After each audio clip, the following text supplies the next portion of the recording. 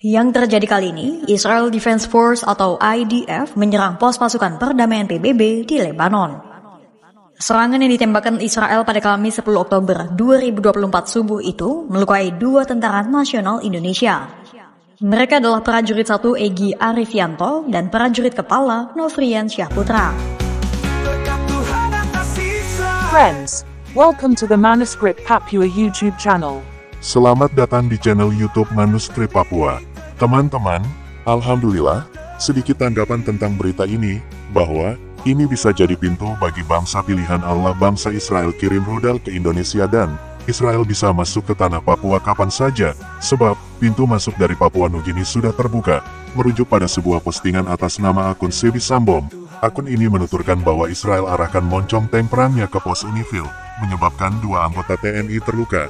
Ini artinya, Israel sudah tahu kalau TNI atau Indonesia itu tidak netral dan selalu mendukung teroris. Sementara itu, Menteri Luar Negeri RI Retno Marsudi mengonfirmasi, 2 personel Tentara Nasional Indonesia TNI terluka, imbas dari serangan Israel ke Lebanon Selatan pada Kamis tanggal 10 Oktober tahun 2024 malam waktu setempat. Serangan yang telah diakui Israel itu menyasar markas pasukan penjaga perdamaian Perserikatan Bangsa-Bangsa PBB untuk Lebanon atau UNIFIL di Naqoura. Manuskrip. Israel lagi-lagi bertindak semena-mena melangkahi hukum internasional.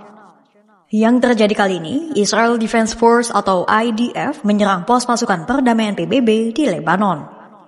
Serangan yang ditembakkan Israel pada Kamis 10 Oktober 2024 subuh itu melukai 2 tentara nasional Indonesia. Mereka adalah prajurit 1 Egy Arifianto dan prajurit kepala Nofrian Syahputra. Indonesia tidak terima, Indonesia mendesak penyelidikan. Lantas, bagaimana kronologi serangan Israel terhadap pasukan perdamaian PBB hingga melukai tentara Republik Indonesia?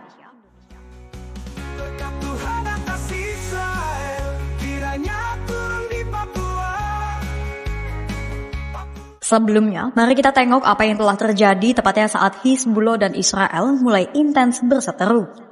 Jadi, Israel dan Hizbullah kini terlibat dalam pertempuran terbuka di Lebanon Selatan, usai Tel Aviv menewaskan Hasan Nasrallah dan sejumlah petinggi Hizbullah lainnya. Ini bukan kali pertama Israel mengusik Lebanon dengan dalih memburu Hizbullah.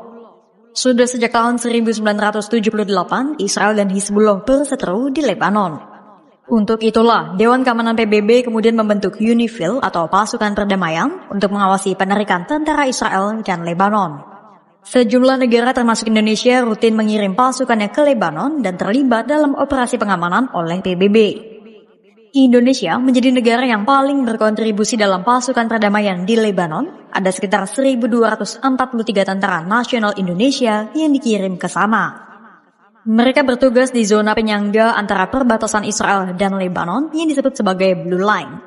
Dasarnya adalah resolusi Dewan Keamanan PBB nomor 1701. Namun, sejak Israel melancarkan serangan darat ke Lebanon pada 1 Oktober 2024, beberapa kali Israel meminta pasukan PBB untuk mundur dari posisinya. 1.400 pasukan PBB bersikeras untuk bertahan meski beberapa kali pasukan Israel melakukan hal-hal yang mengganggu seperti menembaki berbagai pos UNIFIL di Lebanon Selatan. Hingga akhirnya terjadilah insiden serangan Kamis 10 Oktober 2024 lalu yang melukai 2 TNI. Berkat Tuhan atas Israel, kiranya turun di Papua. Terdapat perbedaan laporan pengakuan antara pasukan Israel dan UNIFIL terkait serangan Kamis subuh itu. Israel berkilah dan menyebut bahwa IDF sebenarnya mengarahkan tembakannya ke markas Hizbullah yang ada di samping menara UNIFIL. Sementara kesaksian prajurit UNIFIL berbeda dengan Israel. UNIFIL melaporkan ada indikasi kesengajaan dalam serangan tersebut. Jadi, Egy dan Nofrian sejatinya sudah berjaga di menara pengawas di Naqoura, Lebanon sejak Rabu 9 Oktober 2024 sore. Namun, pada Kamis subuh sekitar pukul 5 pagi waktu setempat, tiba-tiba tank Israel terpantau berada di sekitar markas UNIFIL. Penjaga di menara lain melaporkan bahwa menara pengawasan tempat Egy dan Nofrian sempat dibidik dengan laser. Beberapa menit kemudian, peluru tiba-tiba meluncur ke arah tersebut.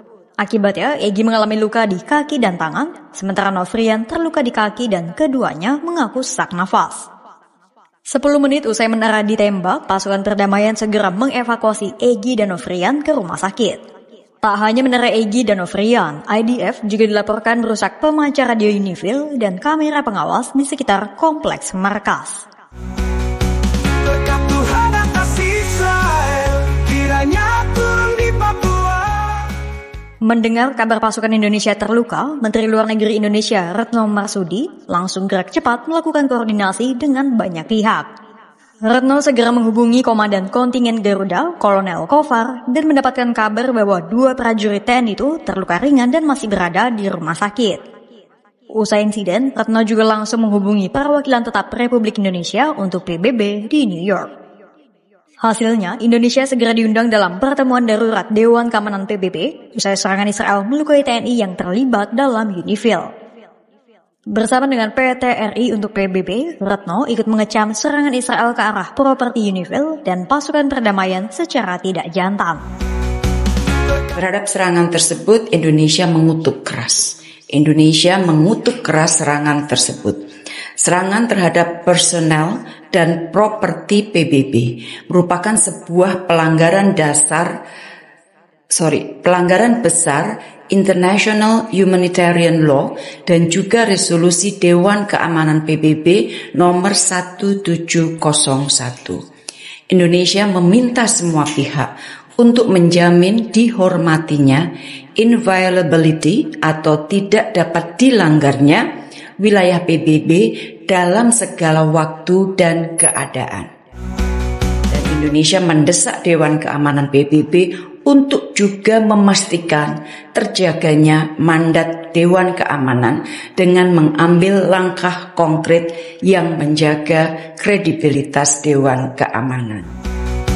Berkat Tuhan atas Israel, kiranya turun di Papua. Tak hanya Retno, Italia yang turut mengirim banyak pasukannya untuk terjun ke dalam misi pasukan perdamaian PBB di Lebanon ikut menyuarakan kecamannya. Pada hari yang sama ketika Israel melancarkan serangan ke pasukan perdamaian PBB, Menteri Pertahanan Italia Guido Crosetto mengatakan tindakan Israel berpotensi melanggar hukum humaniter internasional. Tak ada pembenaran yang bisa menyanggah tindakan Israel. Crosetto menegaskan serangan Israel itu jelas-jelas disengaja dan bukan sebuah kecelakaan. Crosetto juga menyatakan bahwa pasukan Italia dan pasukan Unifil lainnya tidak akan mengindahkan perintah Israel untuk meninggalkan pangkalan PBB di Blue Line. Gli atti ostili compiuti e reiterati dalle forze israeliane contro la base UNP 131 potrebbero costituire crimini di guerra e sicuramente rappresentano delle gravissime violazioni alle norme del diritto internazionale umanitario. Sicuramente violazioni non giustificate da alcuna necessità militare. Ma quello che è successo ieri e oggi è totalmente inaccettabile. E non esiste la giustificazione di dire che le forze armate israeliane avevano avvisato UNIFIL che alcune delle basi dovevano essere lasciate.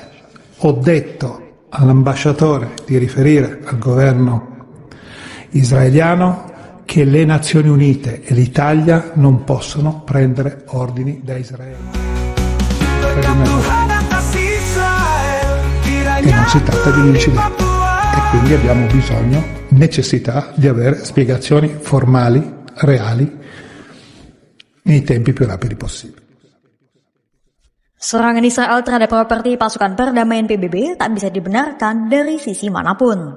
Israel seolah ingin menunjukkan bahwa negaranya kebal akan hukum. Sebagai pihak yang dimandatkan menjaga perdamaian di dunia, sudah sepatutnya Dewan Keamanan mengambil langkah untuk menghentikan kesewenang-wenangan Israel. Berkat Tuhan atas Israel, kiranya turun di Papua. Friends, before continuing, please support, like and comment on this video, and don't forget to subscribe to this YouTube channel. God bless us all.